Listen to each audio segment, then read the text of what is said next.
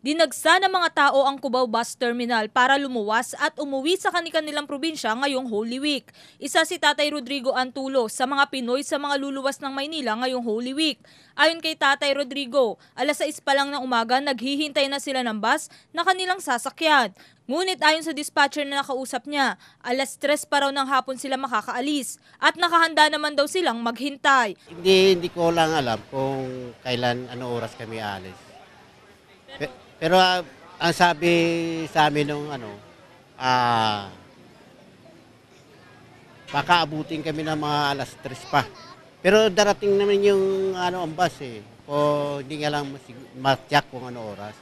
Ayon kay Tatay Rodrigo, isa sa mga nakikita niyang problema sa terminal ay ang sobrang tagal na paghihintay. Si Nanay Flora Andrade naman, alas 7 pa lang ng umaga, nasa terminal na sila dahil alas 9 ang oras ng biyahe nila. Ngunit daing nito, mag-aalas 10 na hindi pa dumarating ang bus na sasakyan nila. 9:30 yung schedule ng pag-alis, alas 10 na, wala pa. Hindi nga inaano yung kung dapat tawagan sabi ng hindi naman nila kinukontak yung sa bus namin. Ayon sa dispatcher na kanilang nakausap, na traffic daw ang bus na kanilang sasakyan. Ipinaliwanag naman ng dispatcher na aming nakausap kung bakit naghihintay ang mga pasahero ng matagal.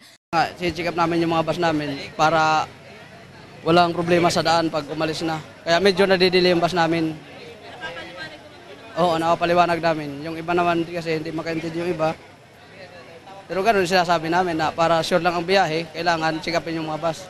Samantala, pinahigpit naman ang seguridad sa bus terminal dahil sa pagdami ng tao para lumuwas sa kanilang probinsya. So ngayon po ma'am, meron po kaming pinapatupad na joint security po. So itong joint security plan po namin, ito composition po ng ibang unit, personnel po ng Station 7. Meron din po tayong augmentation from other local government units, NGOs, tsaka LGUs po. Ang Land Transportation Office o LTO ay nag-i-inspeksyon din ng mga bus para siguraduhin ang roadworthiness ng mga sasakyan.